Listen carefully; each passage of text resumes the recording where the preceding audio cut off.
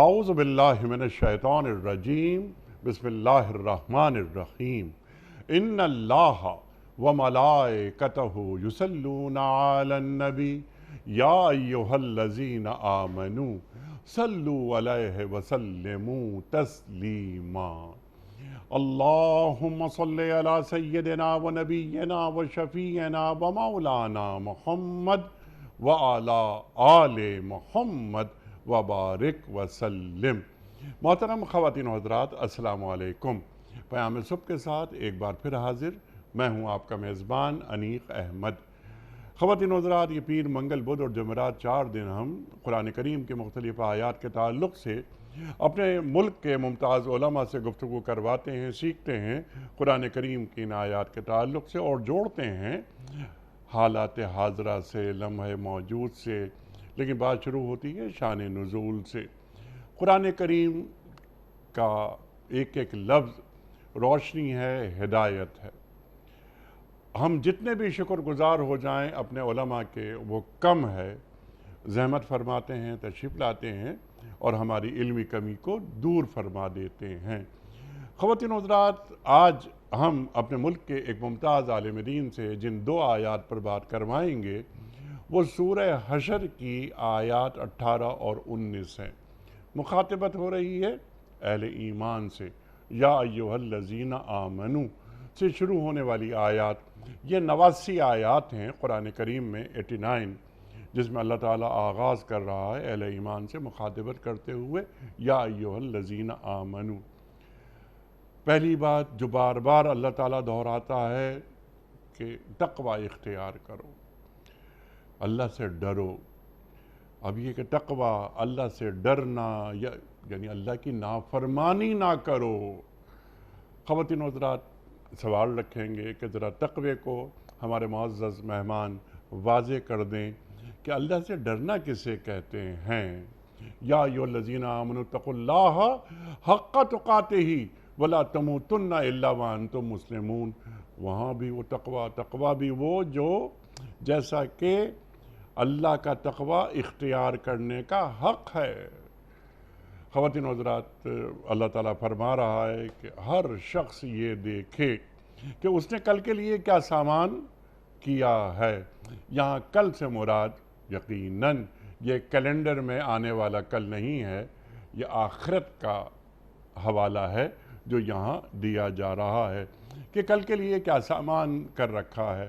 سامان سے مراد کیا نیکیاں ہیں، نیک اعمال ہیں، وغیرہ وغیرہ۔ تو آنے والا کل، قیامت کا دن، جواب دہی کا احساس، اللہ کے سامنے پیشی اور اعمال نامہ دائیں ہاتھ میں ہوگا ہمارے یا بائیں ہاتھ میں ہوگا، یہ بھی ہمارے معزز مہمان بتائیں گے ہمیں۔ اور داہنے ہاتھ میں جن کا اعمال نامہ ہوگا ان کا مقام کتنا بلند ہوگا اور ان کی کیفیت کیا ہوگی، یہ بھی ہم رکھیں گے سوال۔ اور قرآن کریم کے مختلف آیات میں اس حوالے سے کیا کیا رہنمائی ہمیں ملتی ہے۔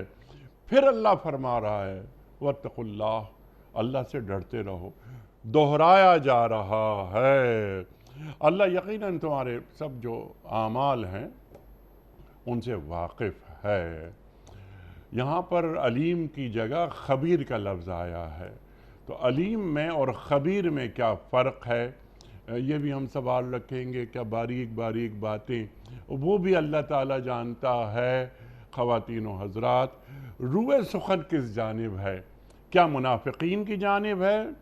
ان المنافقین فی الدرک الاسفل من النار، کیا اس جانب اشارہ ہو رہا ہے کہ یہ لوگ کون ہیں؟ مخاطبت اہل ایمان سے ہو رہی ہے، لیکن کیا مخاطبت منافقین سے ہو رہی ہے؟ یہ بھی ایک سوال ہم رکھیں گے۔ اور اللہ تعالیٰ فرماتا ہے کہ دیکھو ان لوگوں کی طرح نہیں ہو جانا جو اللہ کو بھول گئے، تو اللہ نے خود اپنا نفس انہیں بھلا دیا، یہی لوگ فاسق ہیں۔ خواتین و حضرات، یہ 19ویں آیت بھی اس طرح ختم ہوتی ہے۔ بہت سارے سوالات ہم رکھیں گے محترم مولانا محمد یوسف خان صاحب کی خدمت میں، جو کہ تشریف فرما ہے ہمارے ساتھ لاہور سے۔ ڈاکٹر صاحب بہت شکر گزار آپ تشریف لائے۔ خواتین و حضرات، ڈاکٹر صاحب ایک جانا مانا نام جامع اشرفیہ سے آپ کا تعلق، پوری زندگی قرآن کریم کی تعلیم دینے میں آپ نے صرف کی، اور قرآن کریم کی تعلیم دینے سے اچھا اور کیا کام ہو سکتا ہے؟ ڈاکٹر صاحب کو خوش آمدید کہتے ہوئے پروگرام کا آغاز اللہ تعالیٰ کے بابرکت نام سے، سورہ حشر اور آیات 18 اور 19۔ اعوذ باللہ من الشیطان الرجیم، بسم اللہ الرحمن الرحیم۔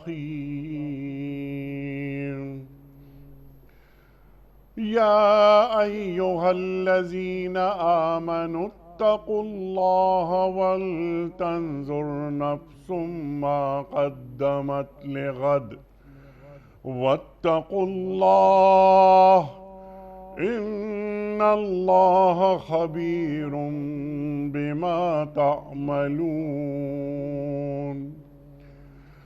ولا تكونوا كالذين نسوا الله فأنساهم أنفسهم أولئك هم الفاسقون۔ صدق اللہ العظیم۔ اے لوگوں جو ایمان لائے ہو، اللہ سے ڈرو اور ہر شخص یہ دیکھے کہ اس نے کل کے لیے کیا سامان کیا ہے۔ اللہ سے ڈرتے رہو، اللہ یقیناً تمہارے ان سب اعمال سے باخبر ہے جو تم کرتے ہو۔ ان لوگوں کی طرح نہ ہو جانا جو اللہ کو بھول گئے تو اللہ نے انہیں خود اپنا نفس بھلا دیا، یہی لوگ فاسق ہیں۔ خواتین و حضرات محترم، مولانا یوسف صاحب کی خدمت میں اس سے پہلے کہ ہم رکھیں آج کے پروگرام کے حوالے سے پہلا سوال، کل کے پوچھے گئے سوال کا درست جواب اور آج کا سوال آپ کی خدمت میں۔ کل کا سوال ہمارا یہ تھا کہ بیعت رضوان کس موقع پر ہوئی؟ درست جواب صلح حدیبیہ کے موقع پر۔ آج کا سوال نوٹ فرما لیجئے۔ قرآن کریم میں اللہ تعالیٰ کے نزدیک سب سے زیادہ عزت والا کس کو قرار دیا گیا ہے؟ متقی کو، نمازی کو یا روزے دار کو؟ جو درست جواب آپ سمجھتے ہوں روانہ فرمائیے۔ ہمارے فون نمبرز ہیں 0092214527009۔ ہمارا دوسرا فون نمبر ہے 009221343000980۔ ہمارا ای میل ایڈریس ps@duniatv.tv۔ ہمارا واٹس ایپ کا نمبر ہے 009232182509194۔ ڈاکٹر صاحب ارشاد فرمائیے، یا ایہا الذین آمنوا سے اس آیت کا آغاز ہو رہا ہے، یعنی سورہ حشر اور آیت نمبر 18۔ اللہ کیا فرما رہا ہے اہل ایمان سے اور روح سخن کس جانب ہے؟ ارشاد۔ نحمدہ و نصلی علی رسولہ الکریم۔ بسم اللہ الرحمن الرحیم۔ ابھی الحمدللہ آپ نے سورہ حشر کی آیت نمبر 18 اور 19 کی تلاوت فرمائی اور اس کا ترجمہ فرمایا۔ اللہ رب العزت نے سورہ حشر کی بالکل ابتدائی اس آیت کو 18ویں آیت کے شروع کو یوں کیا، یا ایہا الذین آمنوا اتقوا اللہ، اے ایمان والو اللہ سے ڈرو۔ اس میں بظاہر ایمان والوں کو خطاب ہے، لیکن ہم جب چند آیات پہلے اس آیت کا سیاق و سباق دیکھتے ہیں تو معلوم ہوا اللہ تعالیٰ فرماتا ہے کَمَثَلِ الَّذِينَ مِن قَبْلِهِمْ قَرِيبًا ذَاقُوا وَبَالَ أَمْرِهِمْ۔ تو یہ آیت مفسرین لکھتے ہیں اصل میں اس وقت قریب جو واقعہ پیش آیا تھا وہ غزوہ بنو قینقاع کا پیش آیا تھا، کہ جس میں یہود نے نبی کریم صلی اللہ علیہ وسلم اور صحابہ کے ساتھ ہلکی پھلکی جھڑپ ہوئی اور پھر اسی میں شکست کھا لی۔ پھر اس کے بعد منافقین ابھی بھی باز نہیں آئے تھے کہ انہوں نے پھر بنو نذیر کے ساتھ اپنے عہد کرنے شروع کر دیے۔ وہ یہودی تھے تو اب منافقین نے ان کو، اب منافق کو ذہن میں رکھیں گے اگر ہم تو یا ایھا الذین آمنوا کا خطاب ذہن میں آئے گا کہ منافق وہ لوگ کہ جو بظاہر کہتے تھے ہم ایمان لائے، حالانکہ دلوں میں ایمان نہیں ہوتا تھا۔ تو بظاہر چونکہ وہ باقی لوگ بھی ان کو مومن سمجھتے تھے، تو اب انہوں نے بظاہر جو ایمان والے تھے یعنی منافق، انہوں نے بنو نذیر والوں سے پھر معاہدے کرنا شروع کر دیے، ہم تمہارے ساتھ ہیں، اب تم آگے بڑھو، تم یوں کرو، ان کو بھڑکانا شروع کیا۔ اور پھر جب وہ بنی نذیر والے پھنس گئے معاملے میں آ کر اسی بنو قینقاع کے مسئلے میں بھی، اب ان کو فکر لاحق ہو گئی کہ ہم نے تو ان کے ساتھ معاہدے کیے تھے کہ ہم تمہارے ساتھ ہیں، اب انہوں نے شکست کھا لی، اب ہم کیا کریں؟ مسلمانوں کے نزدیک تو یہ مومن تھے، ایمان والے تھے، کیونکہ دعویٰ کر رہے تھے۔ اس پر اللہ رب العزت نے ان بظاہر ایمان لانے والوں کو خطاب کر کے کہا یا ایھا الذین آمنوا۔ سبحان تو اللہ۔ اب اس سوال کا جواب مل گیا کہ جی یا ایھا الذین آمنوا سے تو ایمان والے مراد ہیں، اب ہم کیسے کہہ سکیں کہ یہ منافقین سے خطاب ہو رہا ہے؟ تو اس کا جواب مل گیا کہ اصل میں ایمان والے ان کو مومن ہی سمجھتے تھے، ان کے ظاہری طور پر ایمان لانے کی وجہ سے، حالانکہ وہ منافق تھے۔ اس پر اللہ رب العزت نے ارشاد فرمایا یا ایھا الذین آمنوا، اب گویا کہ سب کے لیے خطاب عام ہو گیا، تمام ایمان والوں کے لیے، جو ظاہری طور پر ایمان لائے یا حقیقی طور پر ایمان لائے، ان دونوں کو خطاب ہو گیا کہ اے ایمان والو اتقوا اللہ، اللہ سے ڈرو، ولتنظر نفس ما قدمت لغد، اور تم دیکھو کہ تم کل کے لیے کیا بھیج رہے ہو۔ یہ جو تم آج منافقین آج جو حرکتیں کر رہے ہو، بظاہر آج کا تم نے وقتی فائدہ تو اٹھا لیا دوسرے لوگوں سے، یہودیوں سے معاہدے وغیرہ کر کے مسلمانوں کے خلاف، لیکن وقتی معاہدوں پہ نہ جاؤ، تم دیکھو تم نے اپنی حرکتوں کی وجہ سے آخرت میں اپنے لیے کتنا عذاب کا سامان کر لیا ہے۔ اور وہ عذاب کیا کہ ان المنافقین فی الدرک الاسفل من النار، کہ یہ منافق جو ہے یہ جہنم کے سب سے نچلے طبقے میں رہے گا، کیونکہ شرک کرنے والا تو شرک کرتا رہا، اللہ اس کو بھی عذاب دے گا جس کی موت شرک کی حالت میں ہوئی۔ لیکن اللہ تعالیٰ نے ان منافقوں کو کہا کہ تم ایمان ظاہر کرتے ہو، تمہارا مقام جو ہے ان مشرکین سے بھی زیادہ بدتر ہوگا، اور تمہارے ساتھ وہ سلوک ہوگا جو مشرکین سے بھی زیادہ بدتر ہوگا۔ تو اللہ تعالیٰ نفاق سے محفوظ فرمائے، اور ہمیں آئندہ کل کے لیے کیا کرنا ہے اس کی فکر ہم سب کو بھی عطا فرمائے۔ سبحان اللہ، سبحان اللہ، سبحان اللہ، سبحان اللہ۔ اچھا ڈاکٹر صاحب، جو آپ نے بات فرمائی ابھی، تو ذہن میں ایک بات یہ آتی ہے جس طرف آپ نے اشارہ بھی فرما دیا کہ ان المنافقین فی الدرک الاسفل من النار کی جب ہم بات پڑھتے ہیں قرآن کریم میں، تو اس سے زیادہ سخت سزا جو منافقین کے تعلق سے اللہ تعالیٰ فرما رہا ہے، کیا ہمیں کہیں اور نظر آتی ہے؟ اللہ رب العزت نے ان منافقین کے لیے دنیا میں بھی رسوائی رکھی اور آخرت میں بھی رسوائی رکھی۔ جی ہاں۔ اور ایسی صورت کے اندر یہ وہ لوگ ہیں منافقین کہ جن کو اللہ تعالیٰ دنیا میں بھی رسوا کرتا ہے اور آخرت میں بھی رسوا سبحان کرتا اللہ، ہے۔ سبحان اللہ۔ اس لیے منافقین کے لیے اللہ رب العزت نے کوئی گنجائش نہیں رکھی۔ پورے قرآن مجید کا مطالعہ کیجئے تو معلوم ہوتا ہے کہ اللہ رب العزت نے ان کو دنیا اور آخرت میں رسوا کرنے کا وعدہ کر رکھا ہے، اور اللہ نے ایسا ہمیشہ کر کے دکھایا۔ اللہ اکبر، اللہ اکبر۔ اچھا ڈاکٹر صاحب، اس سے پہلے کہ میں ابھی یا ایھا الذین آمنوا اور اتقوا اللہ اس پر آپ سے بات کرواؤں، اس سے پہلے ذرا یہ، کیونکہ بہت زیادہ گفتگو میں یہ لفظ آ رہا ہے منافق منافق منافق، یہ منافق کو کیسے پہچانا جاتا ہے کہ یہ منافق ہیں؟ اللہ کے رسول صلی اللہ علیہ وآلہ وسلم منافق کے تعلق سے کیا فرماتے ہیں؟ جی، اس کے لیے ہمیں لفظ منافق کے لغوی اور اصطلاحی معنی دونوں کو سمجھنا ہوگا، پھر آپ کے سوال کا جواب مکمل مل جائے گا۔ ایک تو یہ ہے کہ منافق جو لفظ ہے نا، یہ نفق سے نکلا ہے، نون فا قاف، اس کا مادہ جو ہے نفق۔ نفق ہم عربی میں کہتے ہیں سرنگ کو۔ آج بھی جب سعودیہ میں جائیں، حج کرنے، عمرہ کرنے جائیں، تو وہاں نفق کا لفظ لکھا ہوا ملتا ہے، یعنی سرنگ۔ تو سرنگ کے دو منہ ہوتے ہیں، ایک سے لوگ داخل ہوتے ہیں، دوسری طرف سے نکلتے ہیں۔ تو نفق کا لغوی معنی سرنگ، چونکہ سرنگ کے بھی دو منہ ہوتے ہیں، اس لیے منافق کے بھی دو رخ ہوتے ہیں، دو چہروں والا ہوتا ہے۔ ایک چہرہ اس کا ہوتا ہے ایمان والوں کی طرف، وَإِذَا لَقُوا الَّذِينَ آمَنُوا قَالُوا آمَنَّا، جب ان سے ملتا ہے ایمان والوں سے کہتے ہیں ہم ایمان لائے۔ وَإِذَا خَلَوْا إِلَىٰ شَيَاطِينِهِمْ قَالُوا إِنَّا مَعَكُمْ إِنَّمَا نَحْنُ مُسْتَهْزِئُونَ، کہ ہم تو تمہارے ساتھ، ہم تو ویسے ہی ان مسلمانوں کا مذاق اڑا رہے تھے۔ تو معلوم ہوا کہ یہ منافق کو منافق اس لیے کہتے ہیں، اس کے بھی دو رخ ہوتے ہیں۔ اور جس اصطلاحی اعتبار سے منافق جس کو کہا جاتا ہے، وہ ہے کہ اندر دل میں ایمان نہ ہو اور ظاہری طور پر یہ کہیں کہ ہم مومن ہیں، یہ ہے منافق اعتقادی۔ اب علماء نے، محدثین نے مختلف آیات اور احادیث کی روشنی میں دو تقسیمیں الگ الگ کر دیں کہ ایک ہے منافق اعتقادی کہ دل سے تو ایمان نہیں رکھتا لیکن ظاہری طور پر وہ کہتا ہے کہ میں مسلمان ہوں، میں مومن ہوں، تو اس کا جواب یہ ہے کہ اب ہم کسی کو اس وقت ظاہری طور پر دیکھ کر ہم نہیں کہہ سکیں گے کہ یہ منافق ہے۔ وہ نبی کریم صلی اللہ علیہ وسلم کا دور تھا جب وحی نازل ہوتی تھی، اللہ رب العزت خود بتا دیتے تھے نبی صلی اللہ علیہ وسلم کو بذریعہ وحی کہ دل سے یہ ایمان نہیں لایا۔ آج ہم کسی کو نہیں پہچان سکتے کہ یہ دل کے اندر ایمان ہے کہ نہیں ہے، اور نبی صلی اللہ علیہ وسلم نے ظاہری حالات کو دیکھ کر دل کے اوپر لے جانا، اس سے صحابہ کو بھی منع فرمایا۔ جیسے ایک غزوے کے اندر ایک صحابی کے سامنے دشمن آیا تو اس نے جب تلوار بالکل قریب دیکھی نا کہ اب تو یہ مجھے مار دیں گے، تو اس نے کلمہ پڑھ لیا۔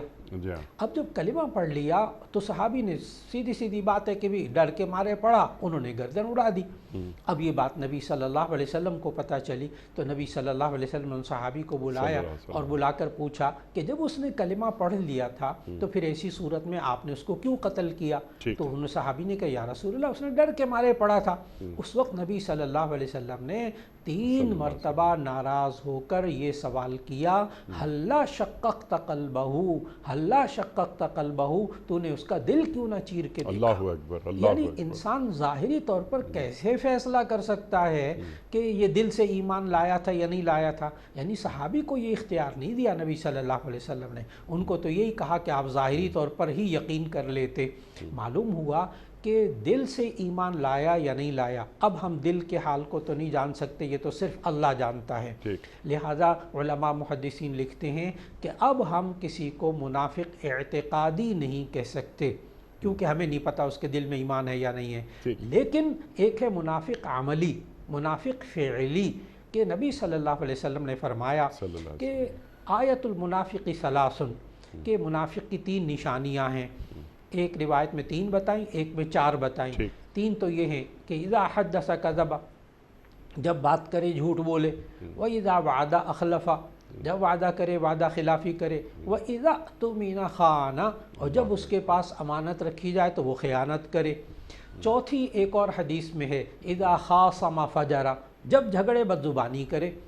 تو نبی صلی اللہ علیہ وسلم نے یہ 4 نشانیاں بتائیں، لیکن اس کے باوجود تمام محدثین یہ لکھتے ہیں کہ اگر اس بندے کے اندر یہ 4 نشانیاں موجود ہوں، جب بات کرے جھوٹ بولے، جب وعدہ کرے وعدہ خلافی کرے، جب اس کے پاس کوئی امانت رکھی جائے وہ خیانت کرے، جب جھگڑے وہ بد زبانی کرے، 4 نشانیاں بھی موجود ہوں تو ہم یوں کہیں گے کہ اس کے منافقوں والے اعمال ہیں۔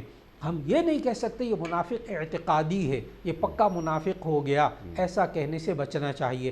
اس لیے ہمارے معاشرے میں آج کل جو رواج ہے نا ایک دوسرے کو منافق کہنے کا، یہ بڑی غلط بات ہے، بڑی غلط بات ہے۔ منافق ایک دم نہیں کہنا چاہیے، یوں کہہ دیں کہ یہ منافقوں والے کام کر رہا ہے، لیکن منافق اعتقادی کہنا، یہ فتوے لگانا، اس سے بچنے کی بہت کوشش ہونی چاہیے، کیونکہ اللہ تعالیٰ نے اس سے منع کیا ہے۔ ایک مسلمان کسی دوسرے مسلمان کو کبھی منافق نہیں کہہ سکتا۔ جی بالکل، اور اس کا جواب اللہ تعالیٰ نے سورہ حجرات میں دیا۔ اللہ تعالیٰ نے فرمایا بئس الاسم الفسوق بعد الایمان، ایمان لانے کے بعد کسی کو کافر یا منافق کہنا یہ گناہ کی بات ہے، گناہ کبیرہ ہے، اس لیے بہت احتیاط کی ضرورت ہے، ایک دوسرے کو ایک دم منافق نہیں کہہ دینا چاہیے۔ اللہ اکبر، اللہ اکبر، بالکل واضح کر دی ڈاکٹر صاحب آپ نے بات۔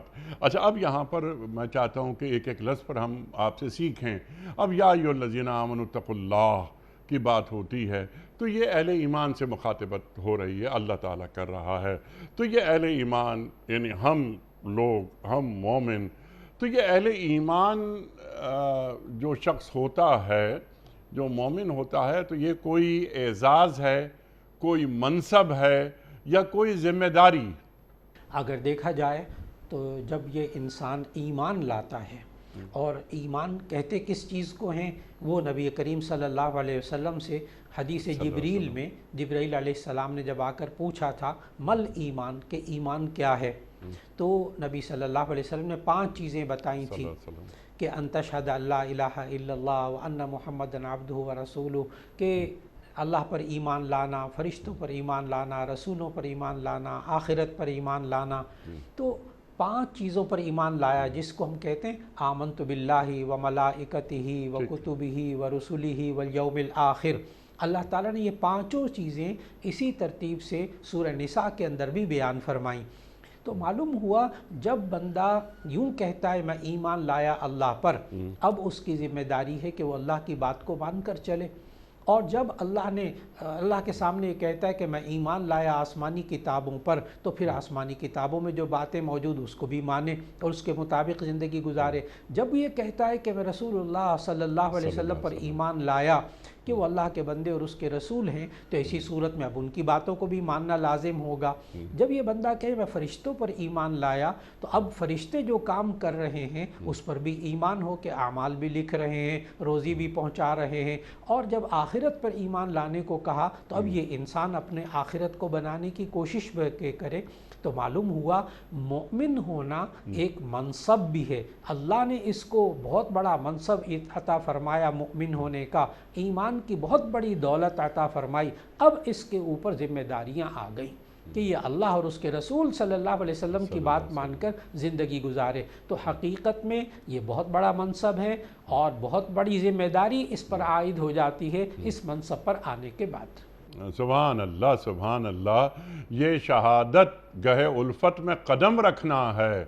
لوگ آسان سمجھتے ہیں مسلمان ہونا، اقبال فرما رہے ہیں۔ اچھا ڈاکٹر صاحب، یہ تو مسلمان ہونا ایک منصب، اور سرکار دو عالم صلی اللہ علیہ وآلہ وسلم کی امت میں شامل ہونا۔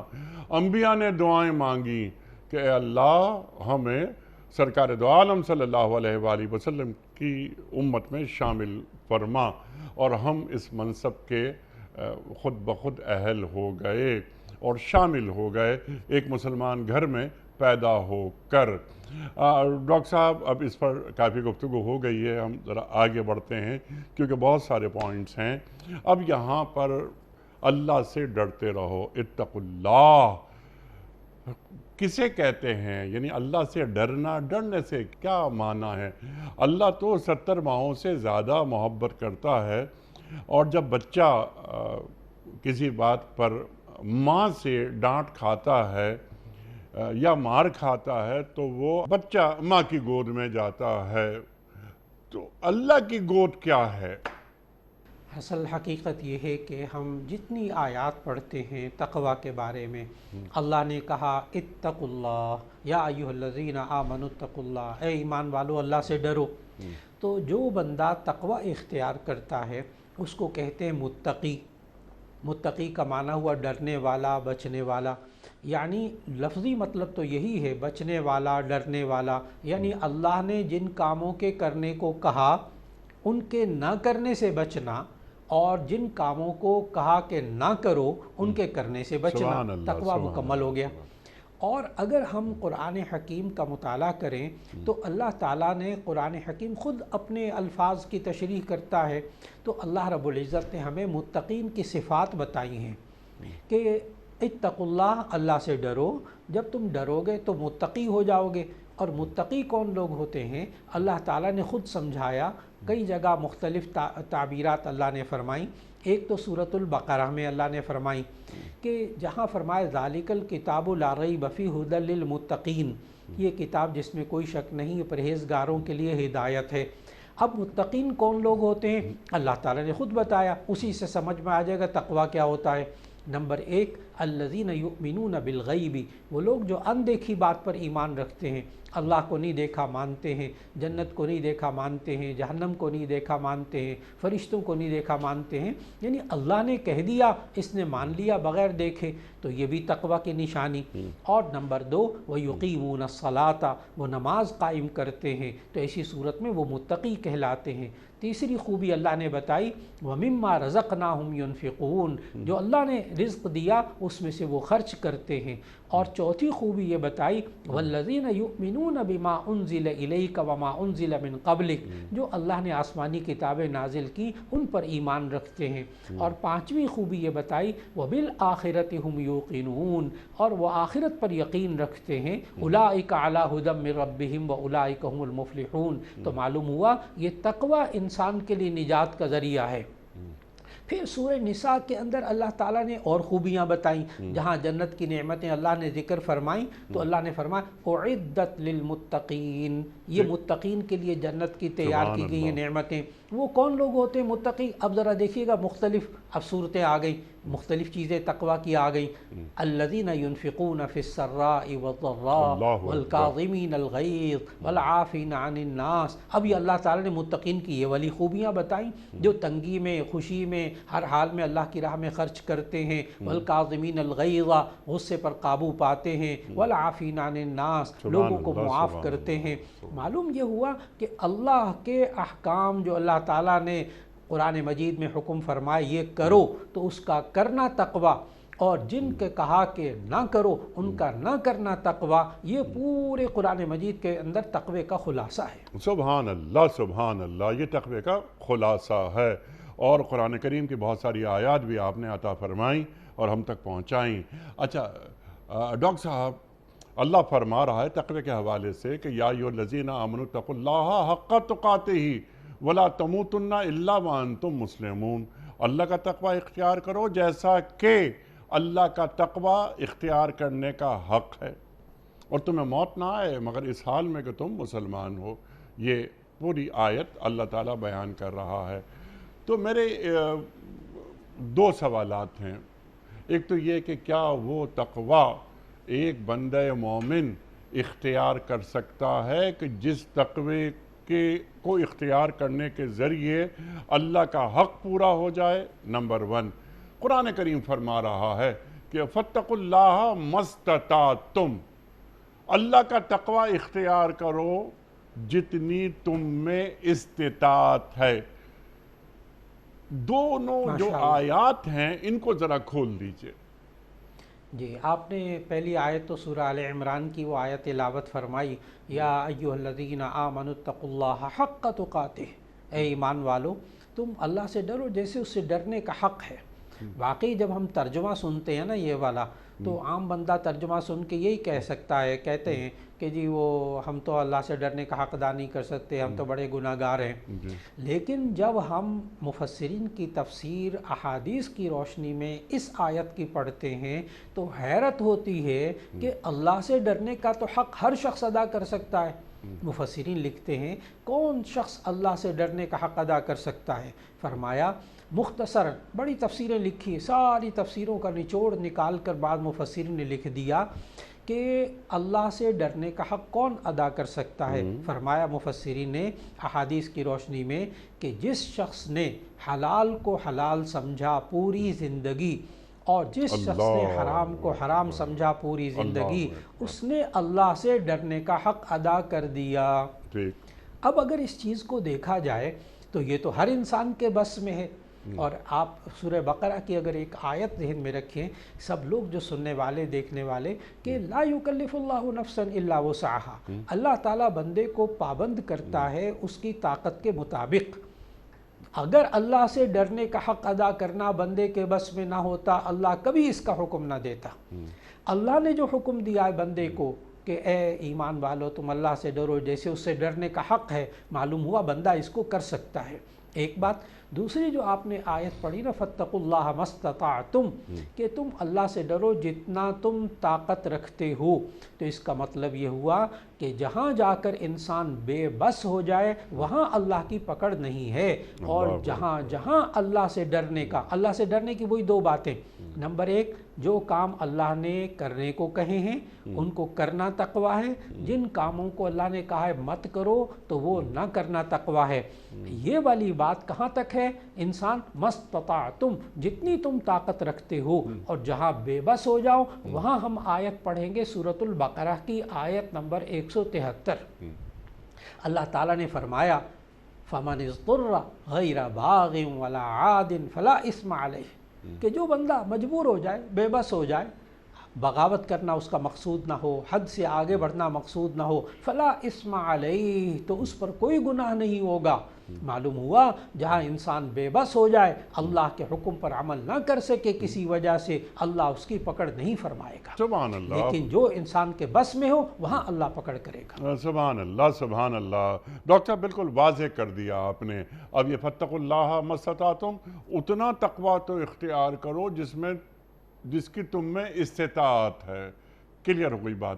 لیکن ڈاکٹر صاحب جب یہ آپ بات فرما رہے تھے یا ایھا الذین آمنوا اتقوا اللہ حق تقاتہ کے حوالے سے، کہ زندگی بھر یعنی اپنی پوری زندگی جو اللہ تعالیٰ کی جانب سے حلال اور حرام کے جو اصول دے دیے گئے اس پر زندگی کی آخری سانس تک عمل کرنا، کلیئر ہو گئی یہ بات۔ لیکن ڈاکٹر صاحب ایک سوال یہ ہے کہ ایک حتی المقدور کوشش ایک ہماری ہے، ہم حلال و حرام کے حوالے سے ہر وہ کام کرتے ہیں کہ جو اللہ تعالیٰ نے فرما دیا، لیکن تقوی میں یقیناً آپ ہم سے بڑھ کر ہیں۔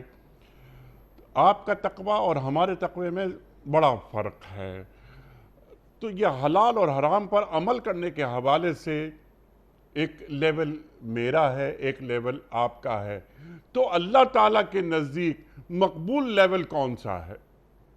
ماشاءاللہ ماشاءاللہ۔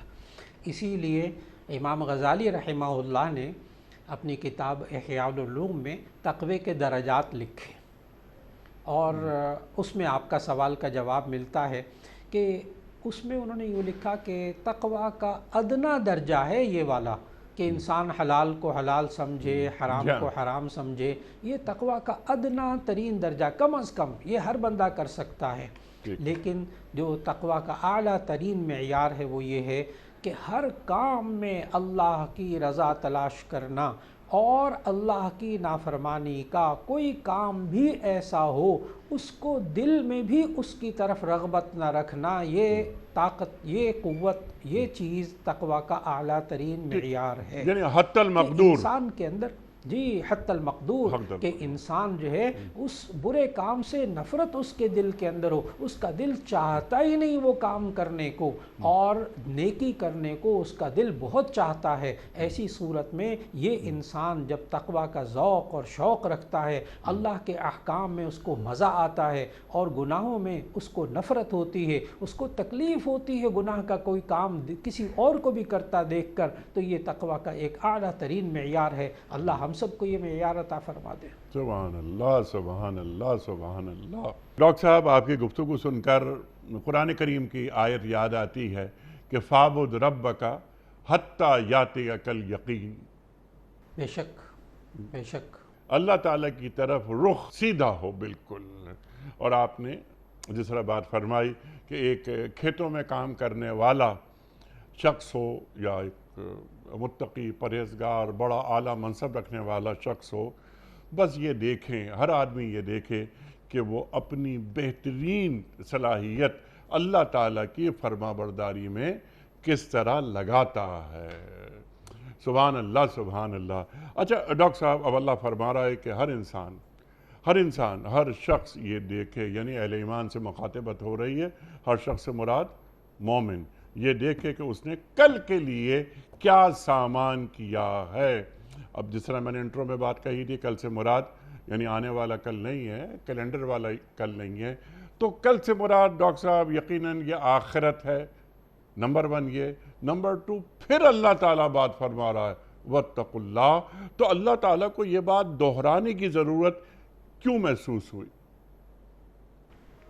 ماشاءاللہ، ایک تو اللہ رب العزت نے جو فرمایا نا وَلْتَنْظُرْ نَفْسٌ مَا قَدَّمَتْ لِغَدٍ، کہ چاہیے کہ اصل میں یہ امر غائب کا صیغہ ہے، وَلْتَنْظُرْ آگے نفسن چونکہ مؤنث سے سماعی آ رہا ہے اس لیے یہ مؤنث صیغہ آیا، وَلْتَنْظُرْ نَفْسٌ مَا قَدَّمَتْ لِغَدٍ، کہ دیکھے ہر شخص ما قدمت لغد، اس نے کل کے لیے بھیجا۔ تو تمام مفسرین کا اس پر احادیث کی روشنی میں اتفاق ہے کہ لفظ غد سے مراد کل یعنی روز قیامت ہے، اور انسان کی کل کب آتی ہے؟ جب اس کا اس دنیا سے رابطہ ختم ہوتا ہے اور موت شروع ہوتی ہے اور موت آتی ہے۔ اب وہ پتہ نہیں آج آ جائے کل آ جائے تو اگلے لمحے آ جائے تو یہ بھی کل ہی ہے اس کی۔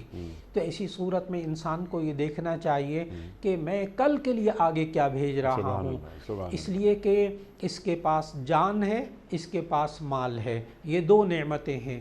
اور اللہ رب العزت نے سمجھایا کہ یہ انسان کل کے لیے کیا بھیجے، کل کے لیے کیا بھیجنے سے مراد، اس میں ہم جب پڑھتے ہیں اللہ رب العزت نے فرمایا کہ ان اللہ اشتری من المؤمنین انفسهم واموالهم بان لهم الجنہ، کہ یہ انسان ایسا ہے کہ جس سے اللہ تعالیٰ نے ایمان والوں سے ان کی جانوں کو، ان کے مالوں کو خرید لیا ہے اس بات کے بدلے میں کہ ان کو جنت ملے گی۔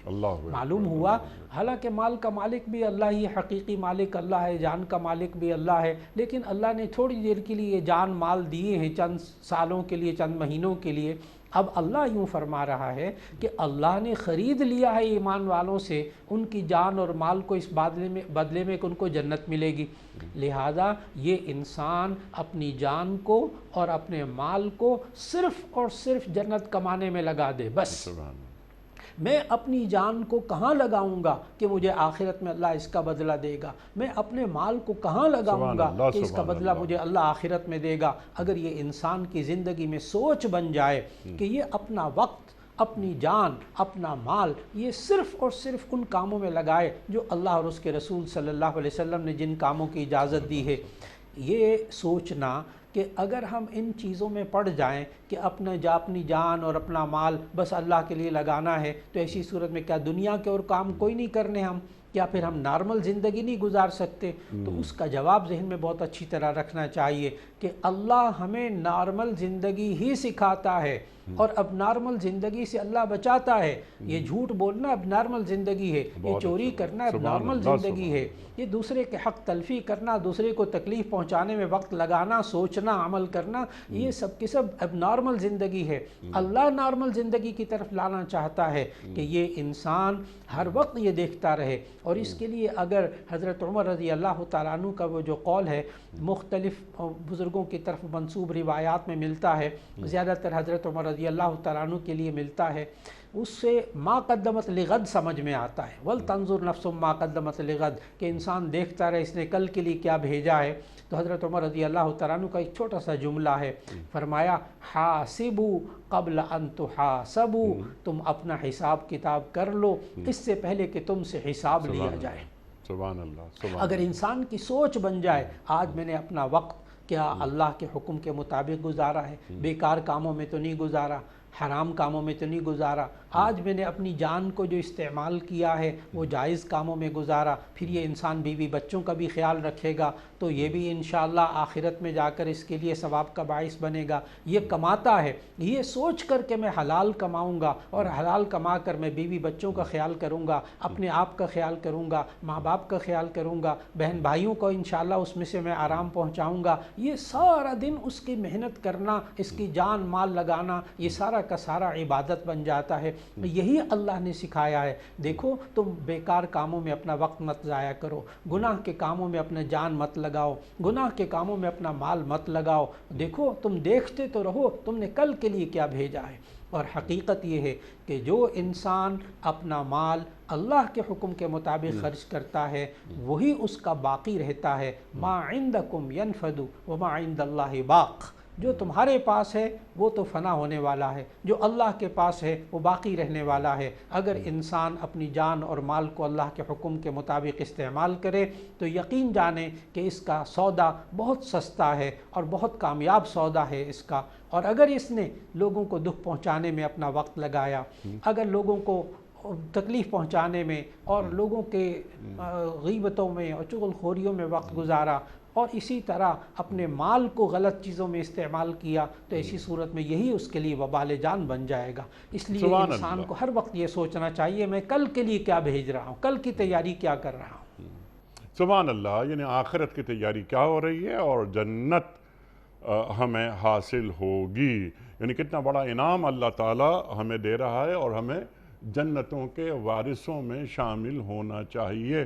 ڈاکٹر صاحب آپ نے تو جو قرآن کریم کی آیت ابھی تلاوت فرمائی، سبحان اللہ سبحان اللہ، یعنی آپ نے اس کا کینوس کتنا بڑا کر دیا کہ ان اللہ اشتری من المؤمنین انفسہم واموالہم بین لہم الجنہ، میری جان میری مال میں نے اللہ سے سودا کر لیا ہے جنت کے عوض۔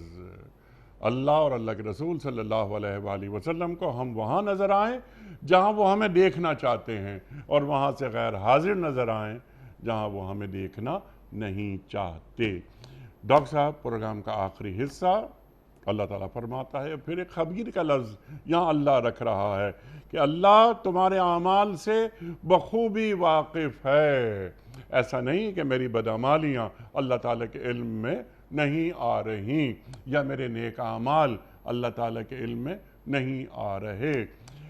کرامن کاتبین ہیں ہمارے ساتھ۔ یہاں پر میں نے ایک سوال انٹرو میں یہ رکھا تھا کہ اللہ تعالیٰ نے اپنی صفت علیم نہیں رکھی، خبیر رکھی ہے۔ ارشاد۔ جی ماشاءاللہ، اس میں علم اور خبر میں جب ہم لغوی معنی کے اعتبار سے ان دونوں لفظوں میں فرق کرتے ہیں تو بات بہت واضح ہو جاتی ہے کہ علیم کا معنی علم سے ہے، علم کا معنی ہے جاننا، یعنی ایک انسان خود بخود جانتا ہے ایک بات، تو ظاہر ہے اللہ تو عالم الغیب ہے، علیم وہ سب کچھ جانتا ہے، علیم بما تعلمون جو کچھ آپ جانتے ہیں وہ اللہ سب جانتا ہے۔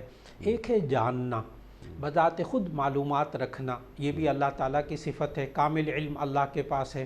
لیکن ایک ہے خبر، خبر کہتے ہیں جو واقعہ ہو چکا اس کے بارے میں پتہ چل جانا، اس کو کہتے ہیں خبر۔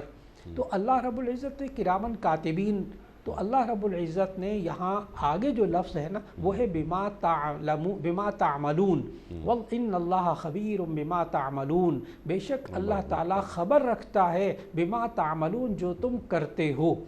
جانتا تو اللہ پہلے سے تھا کہ تم نے کیا کرنا ہے، لیکن انسان کو بتایا کہ دیکھو نجات جو آخرت میں جنت اور جہنم کا جو سزا اور جزا کا معیار ہوگا نا وہ اللہ کے علم پر مبنی نہیں ہوگا، اللہ کی خبروں پر مبنی ہوگا کہ تمہاری طرف سے یہ باتیں اعمال جو تم نے کام کیے وہ اللہ کو پہنچی ہیں تو تمہیں جزا سزا کے اس عمل سے گزرنا پڑ رہا ہے۔ یہ نہیں ہے کہ اللہ جانتا تھا تو اس لیے نیک کام کیے، اللہ جانتا تھا اس لیے برے کام کیے۔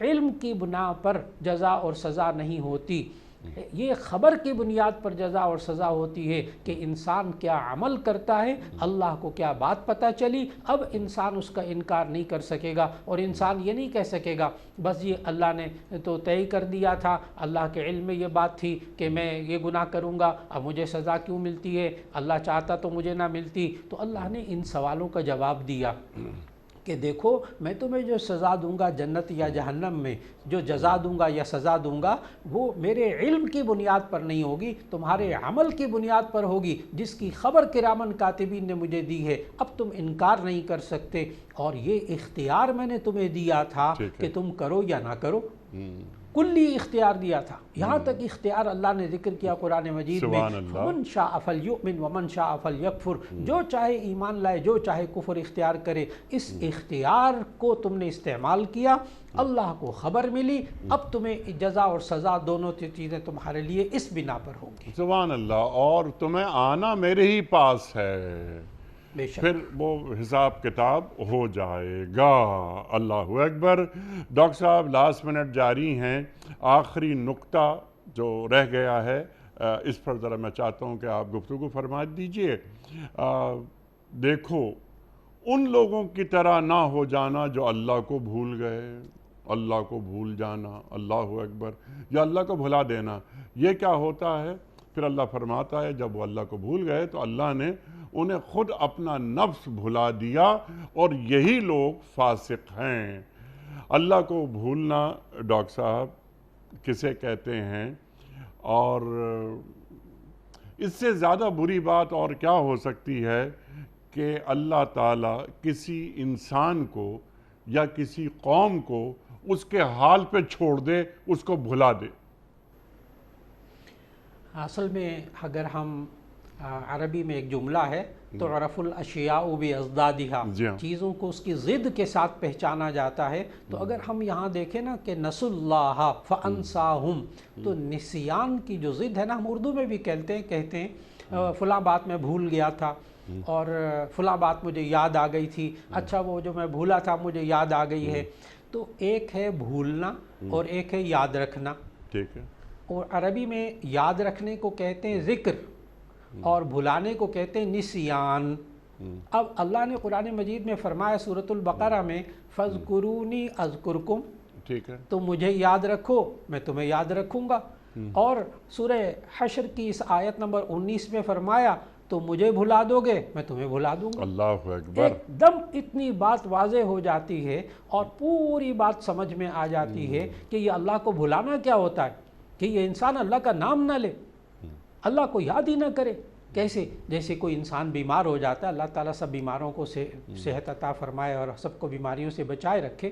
اگر کوئی بندہ کسی کو ہارٹ اٹیک ہو جاتا ہے، پھر اس کے بعد وہ تندرست ہو جاتا ہے آپریشن کے بعد، تو اس کا بیان سننے والا ہوتا ہے. کبھی کبھی میں بیمار ہو گیا تھا، سنا تھا کہ آپ ہارٹ اٹیک ہو گیا تھا، آپ کا آپریشن ہوا. جی میرا بائی پاس آپریشن ہوا، بس میرا ہارٹ اٹیک ہو گیا تھا. اس کے بعد پھر وہ بڑا اچھا ڈاکٹر، بڑا اچھا اسپتال، اور دوائیاں نہیں ملتی تھی، پھر میں نے یوں خرچ کیا پیسہ اور باہر سے دوائیاں منگوائیں، اب میں ٹھیک ہو گیا ہوں. اب دیکھیے گا پوری اسٹیٹمنٹ، پورے بیان کے اندر اللہ کا ایک دفعہ نام نہیں ہے. کاش یہ انسان اللہ کو نہ بھلاتا اور یوں کہتا یہ بس مجھے اللہ کی طرف سے آزمائش آ گئی تھی، ہارٹ اٹیک ہو گیا تھا، اللہ نے بڑا ایک قابل ڈاکٹر دے دیا تھا، اللہ نے اس کے ہاتھ میں بڑی شفا رکھی تھی، اور پھر اللہ نے پیسہ بھی دیا تھا تو دوائیاں بھی باہر سے منگوا لیں، اللہ نے ایسے بندوں کے ذریعے انتظام کروایا، اللہ نے مجھے شفا دے دی. اب یہ وہ والی بات ہے جو اللہ نے سمجھائی ہمیں اس آیت کے اندر، لا تکونوا کالذین نسوا اللہ فانساہم انفسہم. ٹھیک. تم ان لوگوں کی طرح مت ہو جاؤ کہ جنہوں نے اللہ کو بھلا دیا پھر اللہ بھی ان کو بھلا دیتا ہے. تو ڈاکٹر صاحب کا اشارہ یہاں یہودیوں کی طرف ہے؟ بے شک ان منافقین کی طرف اور ان یہودیوں کی طرف ہے جن سے خطاب ہو رہا ہے. دیکھو جب تم اللہ کا ساتھ دو گے، اللہ کو یاد کرو گے، تو ایسی صورت میں انشاءاللہ اللہ بھی تمہیں یاد کرے گا اور تمہاری خبر رکھے گا. لیکن اگر تم نے اللہ کو بھلا دیا اور ایسی صورت میں مسلمانوں کے دشمنوں کے ساتھ معاہدے کر کے مسلمانوں کو تکلیف پہنچانے کی کوشش کی اور اللہ کو سامنے رکھ کر اس کو یاد نہ کیا، تو اللہ بھی تمہیں بھلا دے گا اور تم اس وقت ایسی مصیبتوں میں پھنسو گے کہ پھر ایسی صورت میں اللہ تمہیں دنیا میں بھی عبرت کا سامان بنا دے گا. اچھا ڈاکٹر صاحب، قرآن کریم کی ایک آیت اور یاد آتی ہے کہ فلما زاغوا ازاغ اللہ قلوبہم.